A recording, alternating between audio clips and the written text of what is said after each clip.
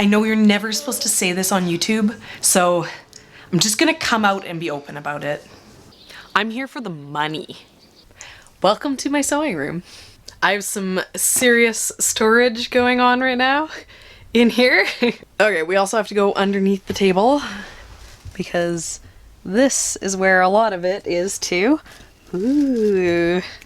This probably doesn't look like very much, but what is going on in all of these tubs is I have the makings for 1,000 pair of mittens.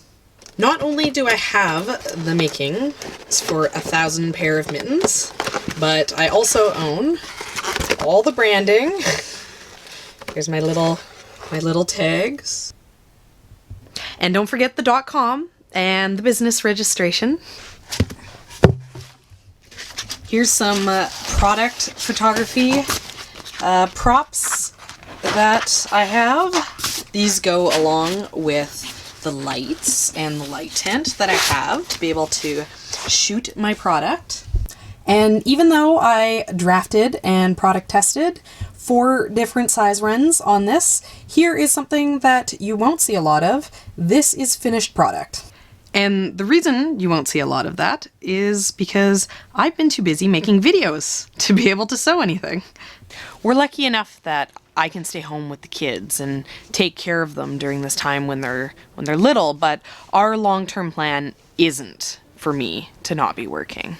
Once the kids are old enough that they're going to be going to school, they'll be enrolled in public school, and that will tie up the financial obligation that childcare would be, and that means that I will be able to go back to work. Any income that you can supplement while not working is obviously a bonus. It's going to make a big difference to the household expenses. But our plan in building a business and building the mitten business was that I could slowly ramp up, because it always takes a few years for small businesses to get sustainable. And then by the time I would need to be, spending more time on it, spending a full-time amount of time on it, maybe it could be a job. We started making the videos at the time when I was starting to produce the mittens with the plan that I would be prepared for Christmas markets. Just because I can do sales and have some success at it doesn't mean that retail sales is necessarily where I want to be spending the rest of my life. And the reality of the mitten business is, there would be manufacturing, but the majority of the time spent would be in customer service sales type aspect. And having worked at a shoe store before getting pregnant, I knew how much I didn't enjoy the sales sides of things. Ian and I felt like if we treated this YouTube channel professionally, maybe there's a chance that it could eventually lead to some sort of, business.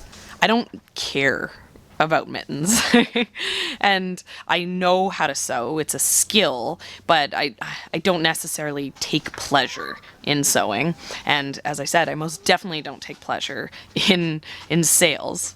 But we both take a lot of pleasure in the garden. We both love being out here, and everything that we say on this channel about our passions for the garden and how we feel that gardening does have a positive influence on, what the world of the future could be, and that we imagine that if more people grew stuff, it could make real changes in the world. Like we believe all that. We're passionate about that, and that's something that the idea of being able to share that passion evolving into a way of making income is super exciting.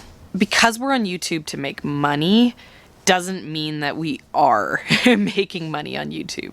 Leah loves making YouTube videos, and one day she said, "I don't want Daddy to go to work. Why can't he just do the YouTube?" And so we laughed, and we had to explain to Leah that YouTube only makes enough money for us to have one dinner a month, and we like to have dinner every night. So if you want to be able to eat food more than once a month, then Daddy has to go to work. work. Daddy has to go and make money so we can buy the things that we need. YouTube's also been a big investment for us in the fact that we've had to buy film equipment, we've had to buy editing software, we had to do computer upgrades. We've spent about $2,500 so far, and you know, like we're not necessarily expecting to see that money come back. I wasn't factoring the cost of my sewing machine into the profitability of my mitten making endeavor. Right now, we're trying to share who we are and what we do, and the plan is to always do that here in the space of YouTube. We want to just, you know, share our thoughts and our feelings and our life and, you know, and our garden. But we feel that out of doing that, out of engaging with people in this sincere way, we can maybe open up some business possibilities for ourselves that we would have never considered before. Reading everyone's comments on the video that I made about pure living for life, I realized that a lot of people are upset with them because they feel that they don't deserve to be successful. They don't deserve to be rewarded for the, you know, the easy work of making videos for YouTube. People feel that they've been lied to, that they haven't been sincere about their intentions, and, you know, they feel manipulated. I don't want anyone to ever feel how I've seen people feel about pure living for life, about us. So I thought that this video would be good to make to, you know, so I can point people back to it if they're like, you're just doing this for the money. And I can be like, hey, remember when I didn't make any money? Yeah, I told you, I'm here for the money. But also to show that saying someone's doing it for the money, saying that someone is, you know, is doing nothing and stealing your money is, you know, there's more to that story. Pure living for life could have been doing something else in their time other than making videos, and the focus that we're giving to our channel here is coming at the cost of the focus I would have given to building the mitten business.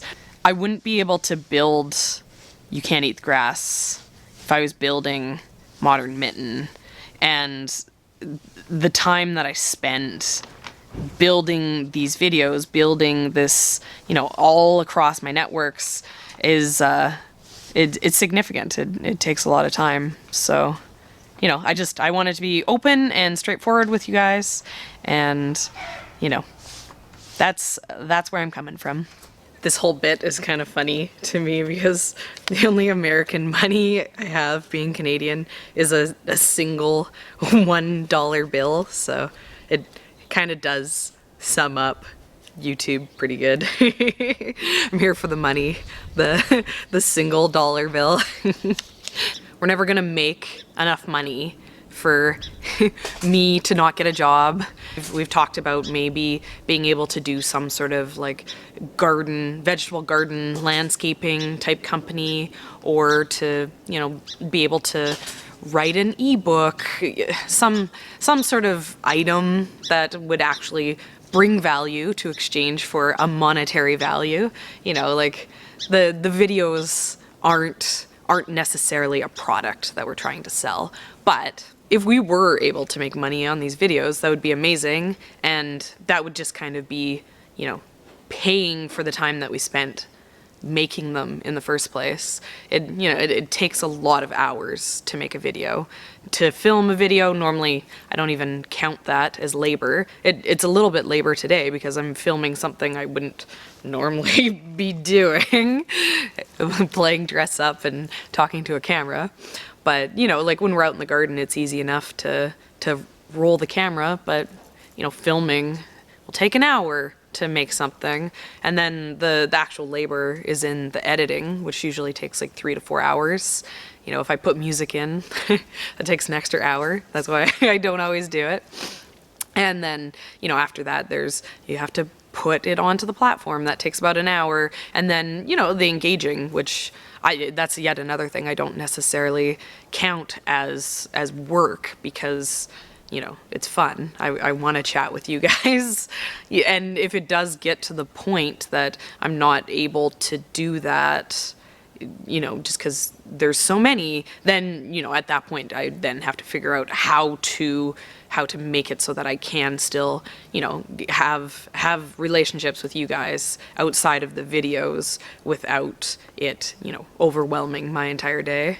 But that's like best case scenario. I don't think necessarily that we'd ever be able to achieve that. Like I don't know necessarily that we would be able to ever turn this into something, but like what's the harm in trying? So what this most definitely isn't is a video asking you guys to donate us money, because as you can see, like, yeah, look at that. I'm already living the high life with all the finer things in life. My $1 bill and my fur coat. So we're good on that.